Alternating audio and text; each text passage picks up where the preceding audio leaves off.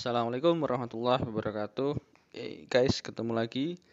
Alhamdulillah akhirnya bisa buat video lagi walaupun baru sebagian ya. Hari ini kita belajar pelvis dan perineum tapi hanya vaskularisasi dan inervasinya dulu. Nanti part lain menyusul ya. Oke, silakan dinikmati. Sekarang kita mungkin masuk ke bagian vaskularisasi dari rongga pelvis. Kalau mau ngomong vaskularisasi, saya membicarakannya mungkin dari abdomen ya. Ini saya buat tiduran aja ya.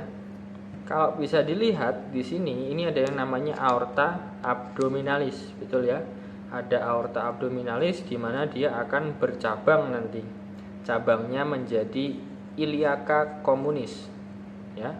Iliaca communis punya 2 cabang. Kelihatan enggak? Nah, ada cabang yang masuk ke dalam. Nah, yang masuk ke dalam ini namanya iliaca interna, sedangkan yang tetap di luar jadi iliaca externa.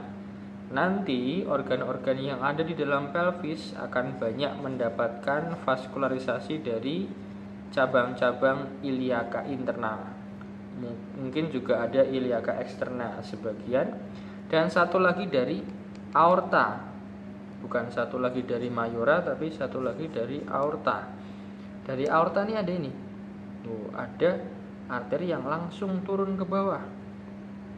Nah, ini adalah arteri pada laki-laki namanya jadi arteri testicularis. Pada perempuan menjadi arteri ovarika. Loh, padahal kan pada laki-laki testisnya ada di luar sini ya. Kok cabangnya dari sini jauh-jauh?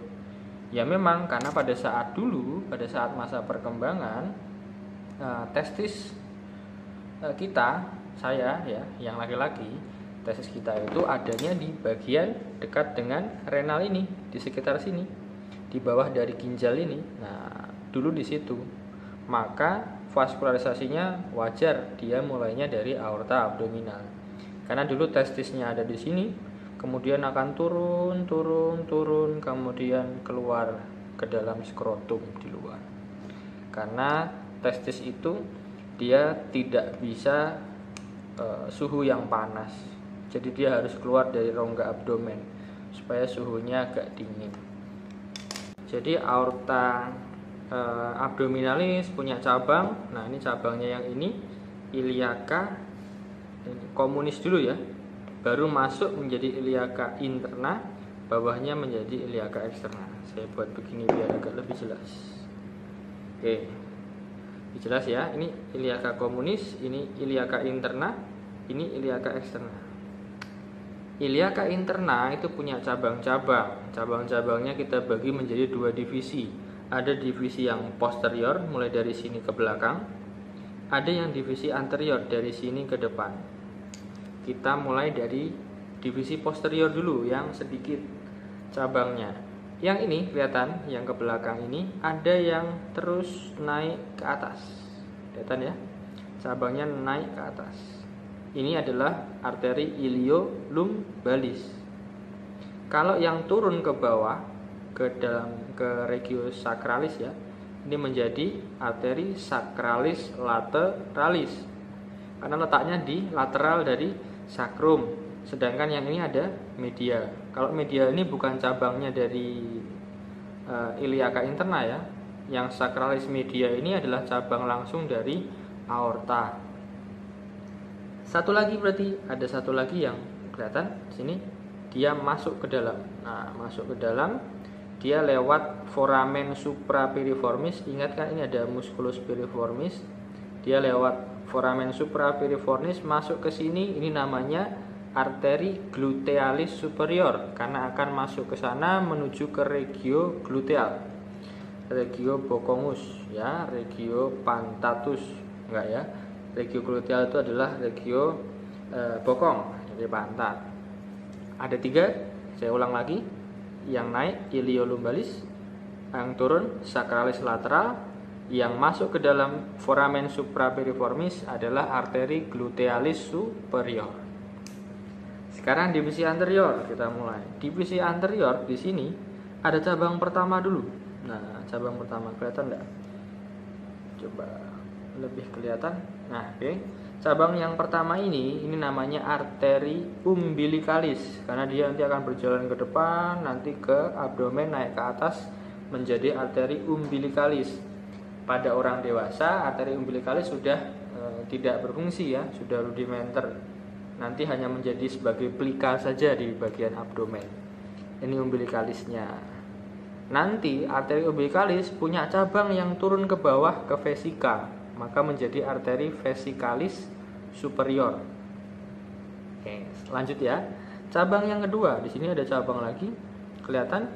Ini ada dua ya, kalau dilihat ada dua cabang, mungkin nggak begitu kelihatan dari sini. Nah, ini ada cabang yang menuju ke luar ini, ya. Ada satu yang ke sini, menembus. Ada satu lagi, kalau bisa dilihat lebih dalam, kelihatan nggak ya?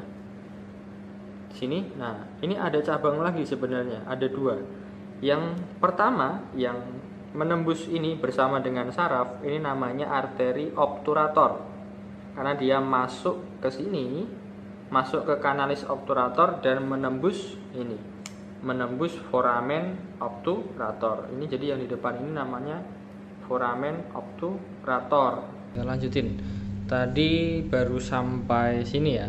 Baru sampai ke foramen obturator. Nah, foramen obturator ada membran obturatornya, dia ditembus sama arteri obturatoria dan nervus obturatoria. Oke, tadi kepotong gara-gara memorinya habis, maaf. Ini saya lanjutkan pakai HP aja ya. Oke, tadi sudah ketemu di sini. Jadi cabang yang pertama dari divisi anteriornya, ya, yang ini menjadi adalah arteri obturatoria. Cabang utama dari divisi anterior pada arteri iliaca interna. Oke, cabang utamanya umbilikalis, kemudian obturator. Sebenarnya di bawah sini kelihatan ada cabang satu lagi, itu yang menjadi arteri vesikalis inferior. Nah, baru yang ini, yang kedua ini kan pada wanita ya. Pada wanita maka menjadi arteri uterina. Oke, karena akan ke uterus, karena wanita kan punya uterus ya, jadi menjadi arteri uterina. Setelah arteri uterina turun ke bawah, ada satu lagi ini yang menuju ke bawah. Ini melewati yang namanya foramen infrapiriformis, maka menjadi arteri glutealis inferior. Bisa, ini arteri glutealis inferior. Turun lagi ke bawah sini, ada yang masuk, ada yang tetap di luar. Yang masuk adalah arteri pudenda interna, yang di luar dia nanti akan menuju ke sini. Apa ini? Rektum, maka menjadi arteri rectalis media. Coba saya ulang satu kali lagi. Yang divisi anterior, cabang pertama arteri umbilikalis, kemudian adalah arteri obturatoria. Di bawah sini sebenarnya ada, ini enggak begitu jelas. Di bawah sini ada, itu menjadi arteri vesikalis yang inferior. Terus vesikalis superior dari mana? Dari cabangnya umbilikalis. Bawahnya, karena ini pada perempuan, ya, ini kelihatan kan? Ini ada vaginanya di sini. Nah, di perempuan, maka ada arteri uterina di sini. Ini arteri uterina. Yang bawah arteri glutealis inferior, kemudian yang masuk ke sini pudenda interna, yang tetap di luar akan ada rectalis media namanya. Oke, itu untuk vaskularisasinya. Beres. Oke, lanjut lagi. Tadi vaskularisasi sudah, sekarang inervasi. Kalau inervasi di sini yang saraf-saraf ya, saraf-saraf daerah pelvis yang perlu kita ketahui adalah ini satu, namanya plexus sacralis. Nah, plexus sacralis ini dia sebenarnya gabungan dari beberapa nervus spinalis ya. Di sini ada, sebenarnya bukan hanya di sini, dari lumbal keempat pun, lumbal 4, 5, kemudian sacrum 1, 2 dan 3 itu semua membentuk namanya plexus sacralis di sini. Nanti yang di bawah ini ada yang namanya menjadi nervus pudendus. Sama dengan arterinya tadi ya, ada arteri pudendus, yang ini namanya nervus pudendus, yang ini plexus sacralis. Kalau yang ini tadi obturator. Kalau obturator sudah jelas ya, dia keluarnya ke foramen obturator di sini, menembus membran obturator ini, lewatnya ada kanalis obturator, itu menjadi ada arteri sama nervus obturator. Kalau yang ini plexus sacralis masuk ke sana, kita lihat di sebaliknya. Nah, dia akan keluar di sini. Nah, keluar ke bawah nanti menjadi nervus ischiadicus. Kalau yang ini adalah dari nervus pudendusnya tadi. Kelihatan ya? Yang ini, sorry, nggak begitu jelas. Nah, yang ini adalah dari plexus sacralis tadi. Kalau sudah keluar di sini jadi nervus ischiadicus. Nah, nervus ischiadicus ini kalau kita lihat ini kan di daerah bokong ya, di gluteal. Kalau kita melakukan injeksi intramuskuler ya, biasanya kan ada batasnya tuh ya, antara sias sampai ke coccygeus, kemudian kita ambil di lateralnya sebenarnya. Di sepertiga lateralnya. Disitulah tempat yang terbaik untuk menginjeksi intramuskuler pada regio gluteus. Tapi kalau salah, musculus gluteus itu kan ada banyak. Gluteus maximus, ada medius, ada minimus di dalamnya. Yang paling benar adalah di gluteus medius.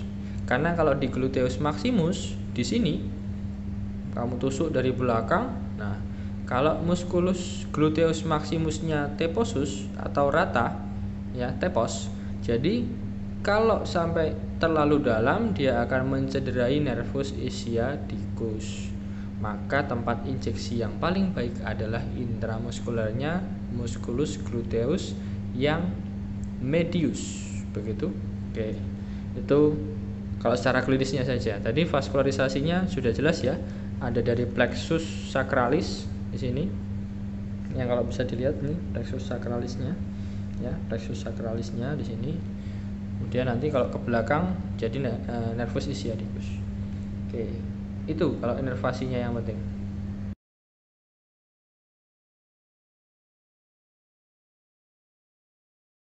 Oke, sampai sini dulu ya guys. Nanti disambung lagi untuk materi-materi selanjutnya. Jangan lupa like, comment, and subscribe-nya. Terima kasih. Wassalamualaikum warahmatullahi wabarakatuh.